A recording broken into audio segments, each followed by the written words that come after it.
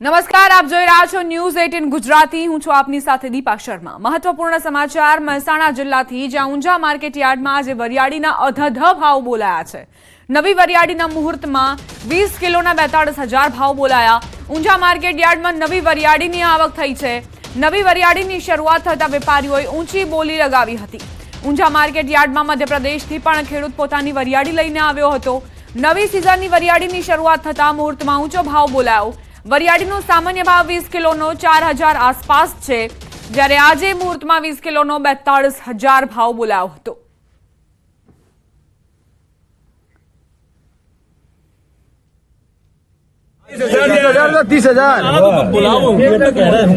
हाँ वो नहीं लाला चिंता कहीं नहीं भाव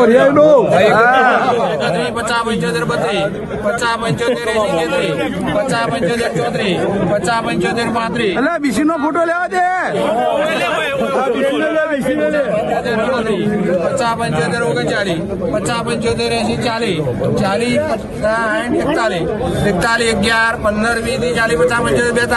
50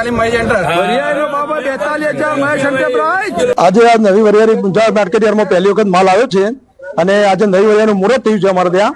તો આજે એનો 20 કિલો 42,000 રૂપિયા ભાવમાં વેચાણી છે। રેગ્યુલર ભાવ એનો 4,000 આજુબાજુનો હોય છે। 20 કિલો હતી એટલે વેપારીઓ જોર લગાવીને હરાજીમાં ઓક્શનમાં ઊંચા ભાવમાં બોલી લગાવી। હા, ખેડૂતોના ભાવમાં અસર પડે એમને વરિયાળીના ભાવ તેજી તરફી રહેશે। સંવાદદાતા કેતન જોડાઈ ગયા છે વધુ જાણકારી સાથે। કેતન, મુહૂર્તનો વરિયાળીનો આટલો વધારે ભાવ આપવામાં આવ્યો છે, આટલો વધારે ભાવ બોલાયો છે, શું જાણકારી? ચોક્કસથી જણાવ્યું કે ઊંઝા માર્કેટ યાર્ડમાં આજે નવી વરિયાળીની શરૂઆત થઈ હતી। નવી વરિયાળીના જે મુહૂર્તમાં હોય છે 20 કિલોના 42,000 રૂપિયા ભાવ બોલાયો છે। સામાન્ય રીતે જોઈએ તો જે સામાન્ય વરિયાળી હોય છે તેનો ભાવ 4,000 રૂપિયા આસપાસ હોય છે, પરંતુ આજે નવી સિઝનની નવી વરિયાળીની આવતા જે વેપારીઓ હોય છે તેમને મુહૂર્તમાં 20 કિલોના 42,000 રૂપિયા ભાવ બોલાયા હતા। તેના કારણે જે આ વરિયાળી લઈ અને ખેડૂતો આવ્યા હતા તે પણ ખુશખુશાલ જોવા મળ્યા હતા, કેમ કે જો એ અન્ય દિવસે આવત તો તેને 20 કિલોના 4,000 રૂપિયા અથવા 5,000 રૂપિયા મળત, પરંતુ આજે તેમને 42,000 રૂપિયા જેટલો ભાવ મળતા ખેડૂતો ખુશખુશાલ જોવા મળ્યા હતા। પરંતુ આ જે મુહૂર્તનો ભાવ હતો, હવે જે વરિયાળી વેચવામાં આવશે તેનો ભાવ 4,000 રૂપિયા આસપાસ બોલાશે। જી, આભાર કેતન જાણકારી આપવા માટે। સમાચાર મહીસાગરના વીરપુરના ડેભારી ગામમાં હુમલાની ઘટનામાં પોલીસે 4 હુમલાખોરની ધરપકડ કરી। પોલીસ દ્વારા આરોપીઓને ગામમાં બનાવની જગ્યા પર લઈ જવામાં આવ્યા। આરોપીઓએ અંગત અદાવતમાં હુમલો કરી વેપારી અને તેના પરિવારને ઈજા પહોંચાડી હતી। વીરપુર પોલીસ દ્વારા 4 હુમલાખોર સામે ગુનો નોંધી કાર્યવાહી હાથ ધરાઈ। બનાવની જગ્યાએ ડેભારી ગામના ગ્રામજનો મોટી સંખ્યામાં દોડી આવ્યા હતા। ડેભારી ગામમાં આ ઘટના બની છે। હુમલાખોરોની ધરપકડ અત્યારે કરી લેવામાં આવી છે, પરંતુ જ્યારે આ હુમલો કરવામાં આવ્યો હતો અંગત અદાવતમાં, ત્યારે આસપાસના વિસ્તારમાં પણ ભયનો માહોલ જોવા મળ્યો હતો। વેપારી અને તેના પરિવારને નિશાન બનાવવામાં આવ્યા હતા આ હુમલામાં। સમાચારોમાં આગળ વધીએ। અમદાવાદમાં અસામાજિક તત્વો બેફામ બન્યા છે। ફતેવાડી વિસ્તારમાં હોટેલમાં મારામારીનો બનાવ। ફતેવાડી ટાવર પાસે હોટેલમાં ગ્રાહકે હુમલો કર્યો। હુમલાની ઘટનામાં 2 થી 3 લોકો ઘાયલ થયાના સમાચાર છે। જમવાના નાણાં ન આપી હપ્તા માંગ્યાનો આરોપ મુકાયો છે। મારામારીની ઘટના સીસીટીવીમાં કેદ થઈ છે। સુરતના પલસાણાના તુંડી ગામે ક્રિકેટ રમવા બાબતે ફાયરિંગની ઘટના બની। વિકાસ નામના યુવકને ક્રિકેટની રમત બાબતે અન્ય યુવકો સાથે ઝઘડો થતા યુવકને મારવા માટે તેના ઘરે રોષ સાથે લોકોનું ટોળું ધસી આવ્યું। ટોળાને જોતા યુવકે પોતાના પિતાની સિક્યોરિટી સર્વિસની બંદૂકથી ફાયરિંગ કરતા 3 જેટલા લોકો ઈજાગ્રસ્ત થયા। ઘાયલોને હોસ્પિટલમાં સારવાર અર્થે ખસેડાયા છે। ફાયરિંગની ઘટનાના કારણે ડીવાયએસપી સહિતનો પોલીસ કાફલો બનાવ સ્થળે દોડી આવ્યો। પલસાણા પોલીસે બનાવ અંગે વધુ તપાસ હાથ ધરી છે।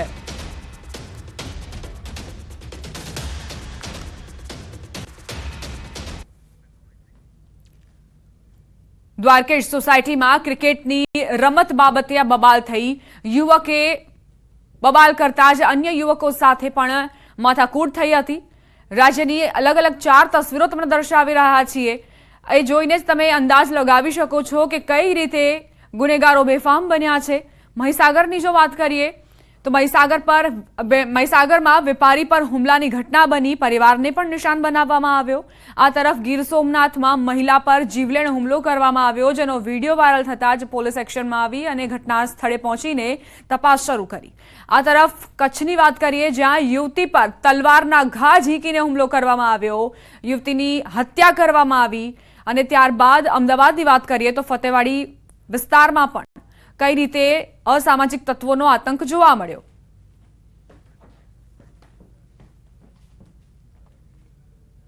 રાજ્યની ગ્રાન્ટેડ શાળાઓની સ્થિતિ દયનીય બની છે। છેલ્લા 15 વર્ષથી ક્લર્ક અને પટ્ટાવાળાની ભરતી ન થતા સંચાલકોમાં રોષ વ્યાપ્યો છે।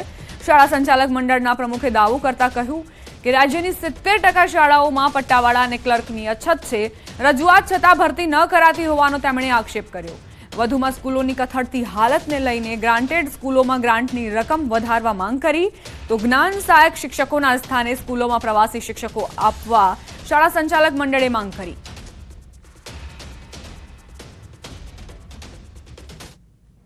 આજે ગુજરાતની ગ્રાન્ટેડ શાળાઓમાં 1200થી વધુ આચાર્યની જગ્યા ખાલી છે અને અમારા ત્યાં હાયર સેકન્ડરીની અંદર અંદાજે 7500 શિક્ષકોની જગ્યાઓ ખાલી છે।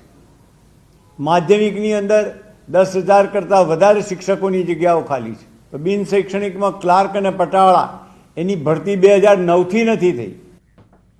સુરત પોલીસ તેમજ સુરત કોર્પોરેશનની આજે બેઠક મળી હતી। ગૃહ રાજ્યમંત્રી હર્ષ સંઘવીની અધ્યક્ષતામાં બેઠક મળી હતી। આ બેઠકમાં સુરત પોલીસ કમિશનર તેમજ સુરત કલેક્ટર પણ ઉપસ્થિત રહ્યા હતા। સુરત પોલીસે વર્ષ 2025 માટેનો રોડમેપ તૈયાર કર્યો। રાજ્ય ગૃહમંત્રીની અધ્યક્ષતામાં મળેલી બેઠકમાં રોડમેપ તૈયાર કરાયો।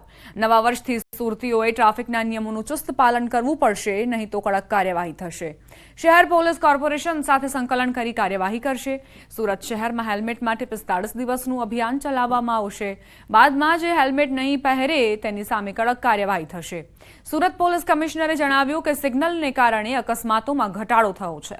સિગ્નલ તોડનાર સામે એફઆઈઆર દાખલ કરવામાં આવશે। સાથે જ ટ્રાફિકની વ્યવસ્થામાં પણ સુધારો કરવામાં આવશે। આ સિગ્નલ વ્યવસ્થાથી ઘણા બધા જો ફેટલ એક્સિડન્ટો ઓછા થયા, લોકોને સલામતી બી જળવાઈ, સાથોસાથ જ્યાં બી એક્સિડન્ટ થયા આમાં હેલ્મેટ ન પહેરવાના કારણે લોકોને મૃત્યુ થયા છે, જો બહુ દુઃખદાયક છે। એના માટે આવનાર દિવસોમાં અમે હેલ્મેટ બી લેવાના છીએ। રિક્ષાઓના સ્ટેન્ડ એક નક્કી કરવા માટે કે જેથી ટ્રાફિક એને બી રોજગારી મળે, સાથોસાથ જો કોઈ ટ્રાફિક વ્યવસ્થામાં દિક્કત નહીં થાય। આ પ્રકારની ઘણી બધી સૂચનાઓ જો માનનીય ગૃહ મંત્રી સાહેબ તરફથી મળી છે। નાતાલના મિની વેકેશનમાં પ્રવાસન સ્થળોએ લોકોની ભીડ ઉમટી છે। સોમનાથ, દ્વારકા, દીવ, ગીર, જ્યાં જુઓ ત્યાં લોકો પરિવાર સાથે પહોંચી રહ્યા છે। ત્યારે પ્રથમ જ્યોતિર્લિંગ સોમનાથમાં પણ શ્રદ્ધાળુઓની ભીડ ઉમટી છે। સોમનાથ તીર્થમાં હાલ શિયાળાની મોસમમાં પણ વાતાવરણ સાનુકૂળ રહેતું હોય યાત્રિકોની ભીડ જામી છે। આગામી વર્ષમાં વધુ સારી રીતે પસાર થાય અને સમગ્ર રાજ્ય તેમજ દેશ સુખમય નીવડે, સમગ્ર માનવ જાતિ સુખ શાંતિથી જીવે, અનુભૂતિ કરે તેવી સોમનાથ દાદાના ચરણોમાં ભક્તોએ પ્રાર્થના કરી। મંદિર ટ્રસ્ટ દ્વારા યાત્રિકોને કોઈ સમસ્યા વિના દર્શન થાય તેવું સુચારું આયોજન કરવા બદલ યાત્રિકોએ સોમનાથ ટ્રસ્ટનો આભાર માન્યો। કોઈ પણ જ્યોતિર્લિંગ જાઓ, હું ઘણા જ્યોતિર્લિંગ જઈ આવી, બધા મોસ્ટ ઓફ જઈ આવી છું, પણ સોમનાથ જેવી ભવ્યતા તમને ક્યાંય ન મળે। અને એટલી જ સરસ રીતના લાઈનમાં બધાને સરસ દર્શન થાય, એટલી સરસ સિક્યુરિટી, એટલું બધા અહીંના માણસો એટલા સરસ, બધા સિક્યુરિટી વાળા સ્ટાફ બધો બહુ સરસ। 2024 ખૂબ મંદીમાં ગયું છે। બધી જગ્યાએ બધા દેશોમાં બહુ યુદ્ધ ચાલી રહ્યા છે।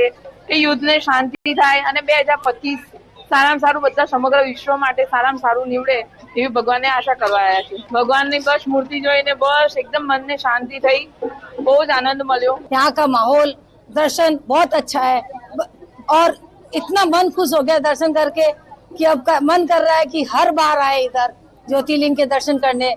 और सोमनाथ के लोग जो गुजराती है यहाँ के बोलने वाले, उनका रहना खाना बहुत ज्यादा पसंद आया। નર્મદાના સ્ટેચ્યુ ઓફ યુનિટી ખાતે 31st ને લઈને પ્રવાસીઓનો ધસારો વધ્યો। પ્રવાસીઓની સંખ્યા વધતા રોજગારીમાં પણ વધારો થયાનું સ્થાનિક વેપારીઓએ જણાવ્યું। સ્થાનિકોના જણાવ્યા અનુસાર પહેલા અહીંના સ્થાનિકો માટે કોઈ રોજગારી નહોતી। તેઓ પહેલા ખેત મજૂરી કરી જીવન ગુજારતા હતા, પરંતુ જ્યારથી અહીં સ્ટેચ્યુ ઓફ યુનિટીનું નિર્માણ થયું છે ત્યારથી અહીંના લોકોને રોજગારી મળતી થઈ છે। આજે કોઈ ખાણીપીણીની રેકડી તો કોઈ હોટલ ચલાવે છે, જેને લઈ અહીં આવતા પ્રવાસીઓ આ હોટેલ કે રેકડી પર નાસ્તો કરતા રોજના 2000 થી 3000ની કમાણી કરી રહ્યા છે. અહીં મહિલાઓ માટે સરકારે પિંક રિક્ષા આપી છે, જે માત્ર મહિલાઓ જ ચલાવે છે. આ 31 ડિસેમ્બરથી 31 ડિસેમ્બર આવે છે, એના લીધે પબ્લિકો સારી આવે છે. રોજની 30,000 25,000 પબ્લિકો આવે છે.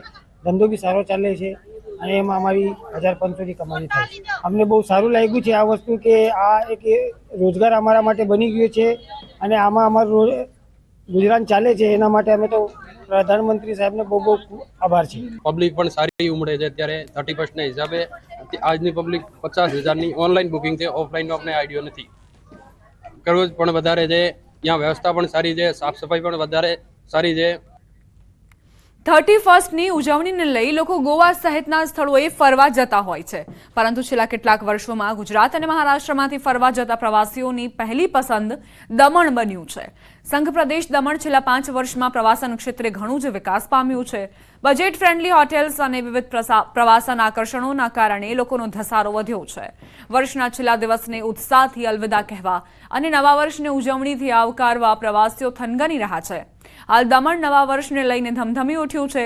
પ્રવાસન ઉદ્યોગમાં એટલે કે હોટેલ માલિક, રેસ્ટોરન્ટ માલિક સહિતમાં પણ ઉત્સાહનો માહોલ છે. બીચ વે બનાવ્યો છે, વોકવે એ ખૂબ સુંદર બનાવ્યો છે અને જમ્પોર બીચ છે, પછી દેવકા બીચ છે. ફરવા જેવું અહીંયા ઘણું એવું સારી જગ્યા છે. તમે ફેમિલી સાથે અહીંયા 31 માટે આવી શકો છો. નાતાલની હોલિડે સ્પેન્ડ કરી શકો છો સારી એવી. અહીંયા બીચ ઘણા એવા પહેલાં કરતાં ઘણા એવા સુધર્યા છે અને સ્વચ્છ છે.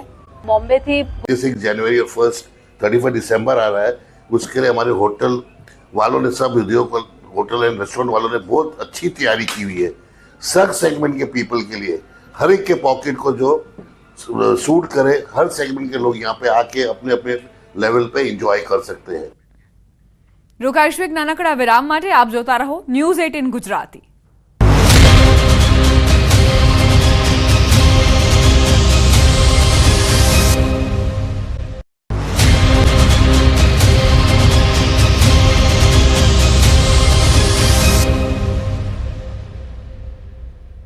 Welcome back. મહીસાગરથી સમાચાર. પાણીની પાઇપલાઇનમાં ભંગાણ. કાસ્ટા જૂથ પાણી પુરવઠાની પાઇપલાઇનમાં લીકેજ થયું. લીકેજના કારણે 20 ફૂટ ઊંચા ફુવારા ઉડ્યા. લીકેજના કારણે ગામમાં પાણી જ થઈ ગયું. 66 ગામ કારણ જૂથ પાણી પુરવઠા યોજનામાં ભંગાણ થતાં જ આસપાસના વિસ્તારમાં પાણી ફરી વળ્યું. છેલ્લા 3 મહિનાથી લીકેજની રજૂઆત કરાઈ છે. તંત્ર દ્વારા ધ્યાને ન લેતા જ મોટું લીકેજ થયું હોવાની જાણકારી છે. સમાચારોમાં આગળ વધીએ. સમાચાર ભાવનગરથી. જિલ્લામાં રવિ પાકના વાવેતરમાં વધારો. શિયાળો જામતા રવિ પાકના વાવેતરમાં વધારો જોવા મળ્યો. 1.40 લાખ હેક્ટરમાં રવિ પાકનું વાવેતર નોંધાયું છે. છેલ્લા 2 સપ્તાહમાં ઘઉંના વાવેતરમાં 2.5 ગણો વધારો થયો. ભાવનગર જિલ્લામાં ડુંગળીનું વાવેતર 40,800 હેક્ટર, જ્યારે ઘઉંનું વાવેતર 33,800 હેક્ટર, તેમાં ચણાનું વાવેતર 21,100 હેક્ટરમાં નોંધાયું છે. 7 દિવસના રાષ્ટ્રીય શોક વચ્ચે અમદાવાદમાં ઉજવણી થતા વિવાદ સર્જાયો. વોર્ડ પ્રમુખોની નિયુક્તિ બાદ ભાજપના ધારાસભ્યના કાર્યાલય ખાતે ઢોલ નગારા સાથે ઉજવણી કરવામાં આવી. મણિનગરના ધારાસભ્ય અમૂલ ભટ્ટના કાર્યાલય બહાર ઢોલ નગારા સાથે ફટાકડા ફૂટ્યા. મણિનગર, ઈસનપુર, ખોખરા વોર્ડ પ્રમુખોની નિયુક્તિ બાદ એમએલએ અમૂલ ભટ્ટ પણ ગરબે રમતા દેખાયા. મહત્વનું છે કે પૂર્વ પીએમ મનમોહનસિંહના નિધન બાદ 7 દિવસનો રાષ્ટ્રીય શોક જાહેર કરાયો છે. આવી ઉજવણી થતાં જ સવાલ ઉઠ્યા છે. જોકે આ સમગ્ર મામલે અમૂલ ભટ્ટે કહ્યું, કાર્યકરો ડીજે લઈને આવ્યા તે અંગે રોક્યા હતા. રસ્તા પર ઉજવણી ન કરવા પણ કહ્યું હતું. તેમની સાથે મેં ફોટો પડાવ્યો ને પછી ઓફિસમાં એમનું અભિવાદન કર્યું છે. હું છતાં પણ આપના માધ્યમથી એક વસ્તુ નિશ્ચિત કરવા માંગુ છું કે જ્યારે યુવાન લોહી કોઈક નવું પદ મેળવતું હોય અને એમનાથી ક્યાંક કોઈક ભૂલ થઈ હોય તો હું એ યુવાન કાર્યકર્તાઓ, એ વોર્ડના કાર્યકર્તાઓ અને મારા વતી કોંગ્રેસ અને હું દિલગીરી વ્યક્ત કરું છું. બનાસકાંઠાના ધાનેરામાં દેરાસર અને ઉપાશ્રય બનાવવાનું કોકડું ગૂંચવાયું. જી હા, ધાનેરામાં દેરાસર અને ઉપાશ્રય બનાવવા બાબતે પાલિકાએ આપેલ બાંધકામની મંજૂરી રદ કરીને બાંધકામ સ્થળ સીલ કર્યું છે. ત્યારે જૂના ટ્રસ્ટીઓ અને જૈન સાધુ વિજય અભયદેવ સુરેશ્વરજી મહારાજ તેમના સમર્થકો સાથે વિવાદ સ્થળે પહોંચ્યા હતા. તેમણે ધાનેરા પાલિકા દ્વારા ખોટી રીતે બાંધકામ સ્થળને સીલ મારી હોવાનો આક્ષેપ કરી ઉપાશ્રયનું કામ શરૂ કરવાની ચીમકી ઉચ્ચારી હતી. જૂના ટ્રસ્ટીઓએ આક્ષેપ કરતા કહ્યું, બાંધકામ સ્થળ પર કામ અટકાવીને સીલ મારવાનો હાઈકોર્ટનો કોઈ આદેશ નથી. કામ તો બંધ કરાયું, સીલ મારી દીધું સાહેબ. કામ બંધ કરાયું, ખોટી રીતે આ સીલ માર્યું છે. હાઈકોર્ટનો ઓર્ડર તો અમને કેમ બતાવતા નથી? એમને ઓર્ડર તો અમને બતાવવો જોઈએ ને, એ બતાવતા નથી ને ઉપરથી નગર પંચાયત ઉપર દબાણ લાવી ને આ ઓર્ડરથી સીલ માર્યું છે. એના માટે કોઈ કંઈક રસ્તો લેવો જોઈએ. આ વિવાદ કોઈ જ નથી. અમે અહીંયા જૂનો જે ઉપાશ્રય હતો એ જૂનો ઉપાશ્રય ઉતારીને નવો સારો ઉપાશ્રય બનાવવાની કોશિશ કરી રહ્યા છે અને સાથે એક સારું દેરાસર બનાવવાની કોશિશ કરી રહ્યા છે. એના વિઘ્ન સંતોષીઓએ એ તોડવામાં, અટકાવવામાં અલગ અલગ રીતે કઈને કોઈ બી પ્રકારે એ લોકો દબાણ કરે છે. હાલ જે સીલ માર્યું છે એ બી કાયદાકીય રીતે સીલ કંઈ છે જ નહીં. હાઈકોર્ટનો કોઈ ઓર્ડર થયો નથી. મારે એમને એટલું જ માત્ર સમજાવવાનું છે કે સીલ તમે ગેરકાયદેસર કામ કરી રહ્યા છો, પ્લાન મુજબ વગર, પ્લાન વગર, એના ઉપર છે. આપ પ્લાન લાવો, નગરપાલિકાને ઓથોરિટી સમક્ષ મૂકો, હાઈકોર્ટ સમક્ષ મૂકો, આપ કામ કરો, અમે તમને સહયોગ કરીશું. લાવો પ્લાન, આપ પ્લાન તો રજૂ કરો માત્ર ખાલી. ગિરનારમાં આગામી 5 જાન્યુઆરીએ અતિ કઠિન એવી આરોહણ અવરોહણ સ્પર્ધા યોજાશે. 39મી આ સ્પર્ધામાં 1200થી વધુ યુવક યુવતીઓ અને સિનિયર સિટીઝન્સ ભાગ લઈ રહ્યા છે. ત્યારે હાલ કડકડતી ઠંડીમાં કોચના માર્ગદર્શન હેઠળ મોટી સંખ્યામાં સ્પર્ધકો પ્રેક્ટિસ કરી રહ્યા છે. સરકારે 1 થી 10 નંબરે આવતા સ્પર્ધકોની ઇનામ રાશિમાં પણ ખૂબ વધારો કર્યો છે. સ્પર્ધામાં 10 નંબર પ્રાપ્ત કરનારને 40,000 જેટલી ધનરાશિ મળે છે.